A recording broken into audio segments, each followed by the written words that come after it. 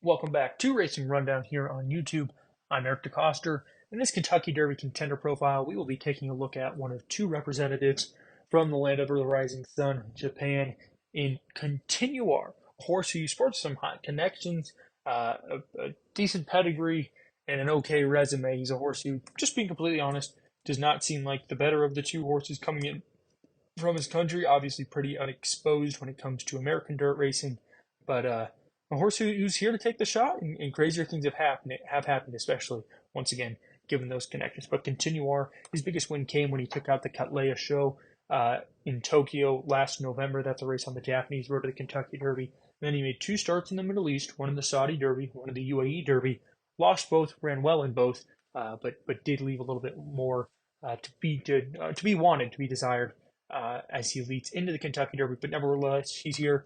He takes the Japanese bid in this year's Road to the Kentucky Derby. He's the second horse to ever do that. As a master fencer was the first back in 2019, and he ran a very respectable, so I believe sixth, if I'm remembering correctly. I should probably have fact checked that, but either way, ran a respectable race and stuck around to run in the Belmont Derby later on that year. So a horse who could stick around a little longer too, depending on how the Derby goes.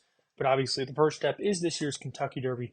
Let's dive into how he looks going in right now. This is a horse who, like I mentioned, made two starts in the UAE Derby and had in the UAE Derby and one in the Saudi Derby. Starting with the UAE Derby, his most recent start, he did have some trouble because he raced against a pretty significant bias, actually biases too, in this case, over at Maidan. The first being the track bias.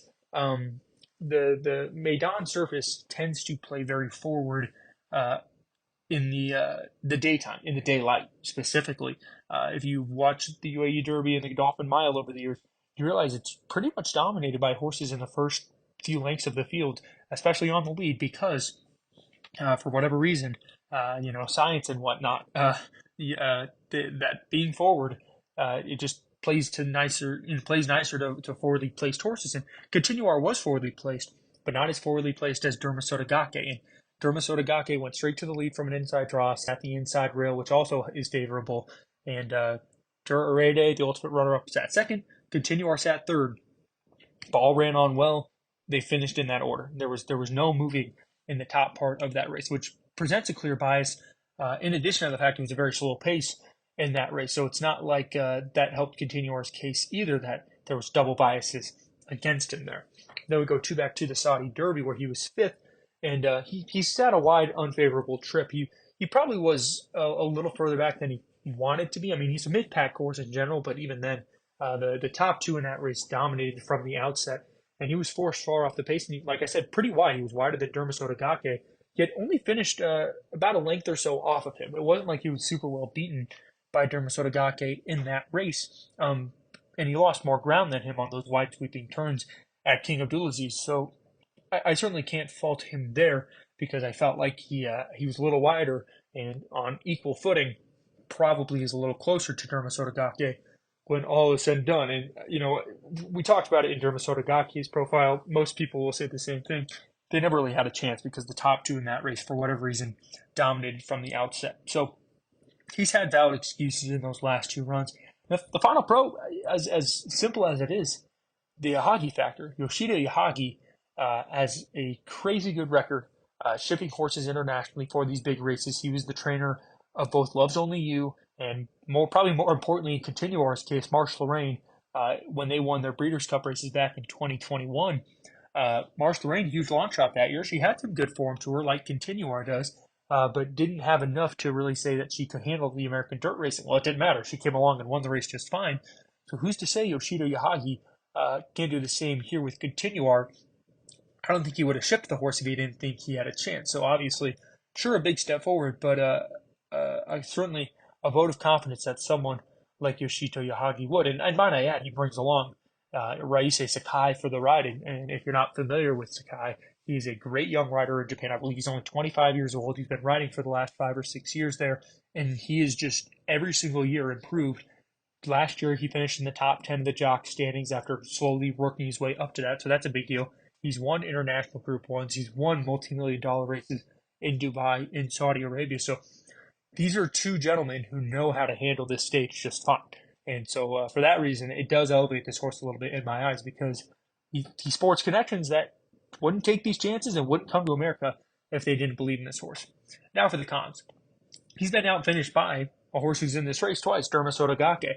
Obviously, we laid out the excuses in one, but if you go actually back to the Mochinoki show back in November of last year, he was second to him, beating a nose, and he got the better trip of the two. Lost a little bit more ground, but if you watch down the stretch, Dermasotogake has to weave and get through a hole late in the race, and he does, but Continuar had every chance to outmuscle him late in that event. So was beat on the spot there for sure, and then beat in the Saudi Derby, maybe with a little more excuse, but who's to say Dermasotogake wasn't out finishing him regardless. So obviously, that's not good when there's a horse that's in this race that is, on multiple occasions beaten you. And then we go to the next point, which is that his only stakes win did come on a one-turn mile. He's a two-time winner from 5 starts, but his biggest win coming on a one-turn mile doesn't bode well from historically in the Kentucky Derby, not having graded stakes or group stakes experience at 2 turns. With wins specifically, has tended to be a hindrance in these types of races. And then finally, it's just fact. The UAE Derby winners don't run well in the Kentucky Derby. That's year over year. But specifically, when we look at horses that lose the UAE Derby, like Continuar's case here, it's a whole lot worse. It is a whole lot worse when we look at it. I think we go back to last year. Summer is Tomorrow, who was part of that rapid pace, second in the UAE Derby, last in the Kentucky Derby. Back to 2019, which was the last time the UAE Derby was represented in the Kentucky Derby. Obviously, 2020 COVID, 2021 still recovering from COVID internationally. So, made sense. But so we do the little, basically the next year they were considered to come over. Second in the UAE Derby was Grand Magician, 19th and last in the Kentucky Derby, so on and so forth.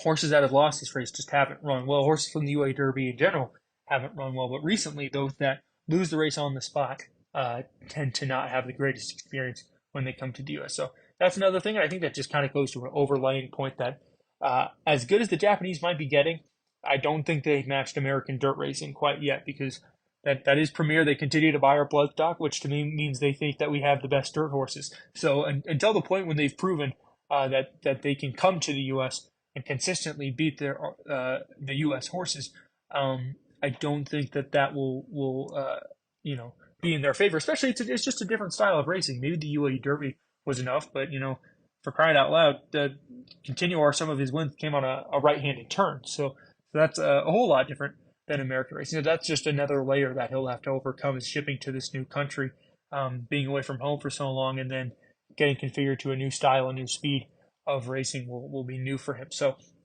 he does have some positives going for him, especially excuses in his last few races. He sports some of the best connections probably in the race, regardless of what type of horse you're working with. But the glaring negatives are there, which make him a bit of an outsider in this Kentucky Derby. But maybe you're a big Ishido Yahagi fan.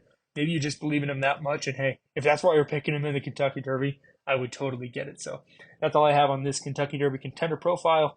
We'll see you next time here on Racing Rundown.